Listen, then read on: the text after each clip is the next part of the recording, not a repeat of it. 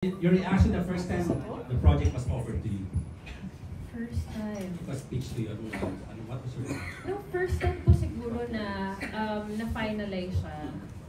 Parang yung feeling, may feeling of excitement and kaba rin, syempre. Kahit saan naman po siguro ang bagong proyekto kami. Kahit na matagal na namin ginagawa yung pag-arte or ilang series or ilang pelikula na yung nagawa namin.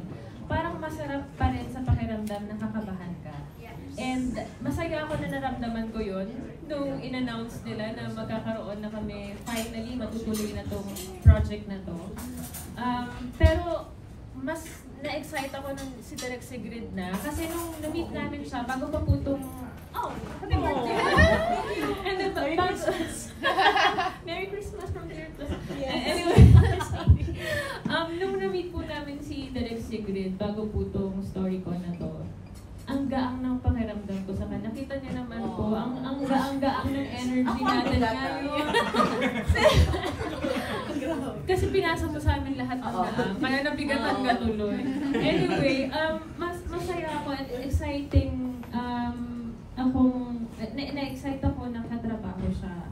Kasi familiar ako sa work niya, napanood yung mga pelikula niya, and nakatrabaho siya ng kapatid ko. Yung mga times na parang gusto kong magkaroon din ng babaeng director sa pelikula. Babae. Na-realize ko lang kayo. Nag-flashback ako, wala pa pala. Direct Joyce, never, mga gano'n. Sa series. Sa Stairway to Heaven. Pero sa pelikula. Yun ang akala mo babae ako. Kaya yun ang surprises. Talaga alam. Direct story mo ba ito? Story pa pala to. Yes, nagsasakitan kami. Your first reaction when the project was offered. Wow, I was just so excited.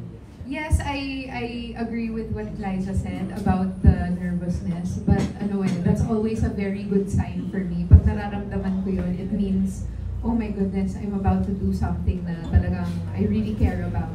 Kasi that nervousness, it's what pressures you at the back of your mind to do your very, very best. So I knew that this was the kind of project na ayun, parang marami akong matutunan, marami akong bago na namang na-explore na uncharted territory sa utak ko, sa puso ko. And I just felt like it's going to be an amazing adventure for us.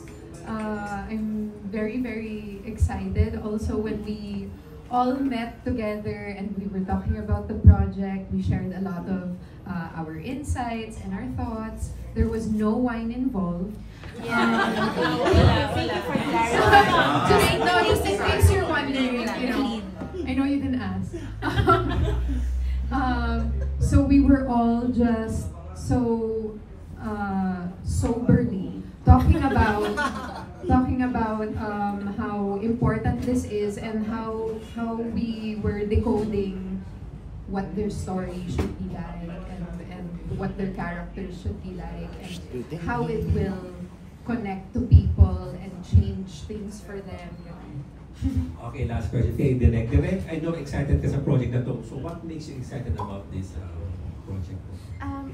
To be honest, it's a very personal excitement sa akin because personal excitement. May iba namang iniisip ko sa Dennis. No, because I started doing films, short film pa lang. It's a lesbian film. It's entitled Babae. It's about different faces of women and talking about issues on women. I've always wanted to make films about women. And my first feature length is si Angel Aquino, yung artista ko noon, si Terry Malvar. It's a coming of age story. It's been a long time bago ulit ako nakagawa ng ganitong topic or LGBT theme. I made Lulu, which was during pandemic. It was part of the Viva Max series nila, first series nila noon. So, this is parang second na movie ko pa lang na lesbian theme. So, I'm very excited dahil ano na siya eh, we are talking about mas matured. I mean, mas may age na, I mean, hindi na siya coming of age. And so we talk, it's an exploration of your identity. So a lot of people, na makaka-relate also.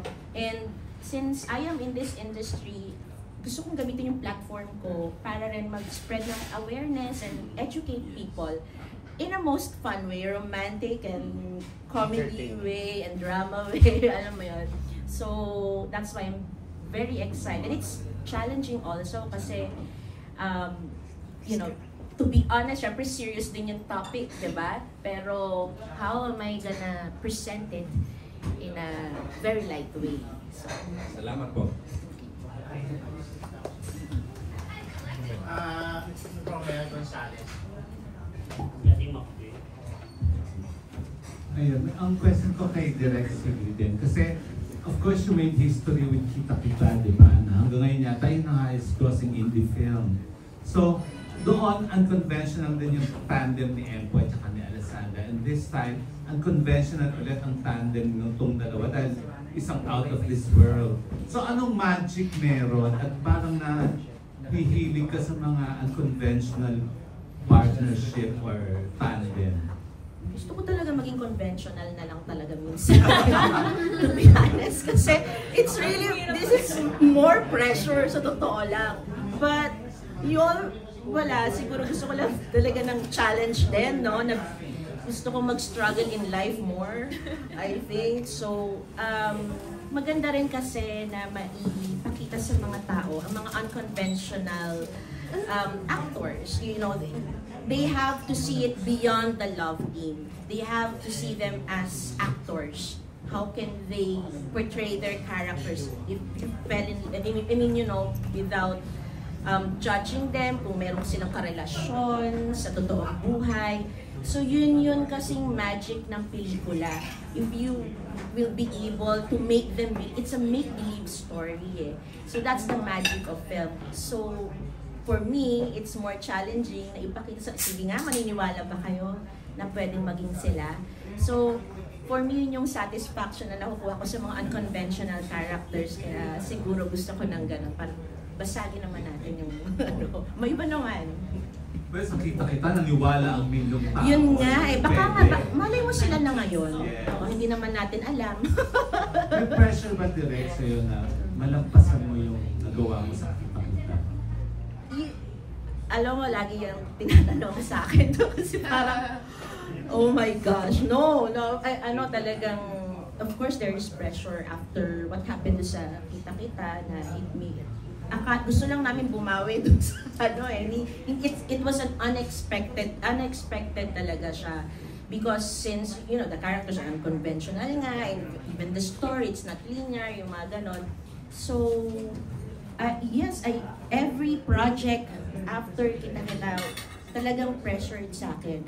But as a filmmaker or creator, I realized that if magde-develop on the pressure, it will be difficult for me to create something that I really want.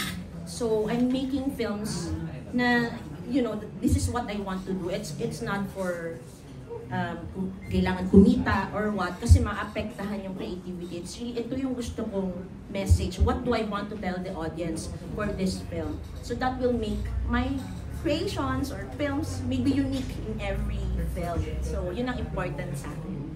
Thank you, Direk.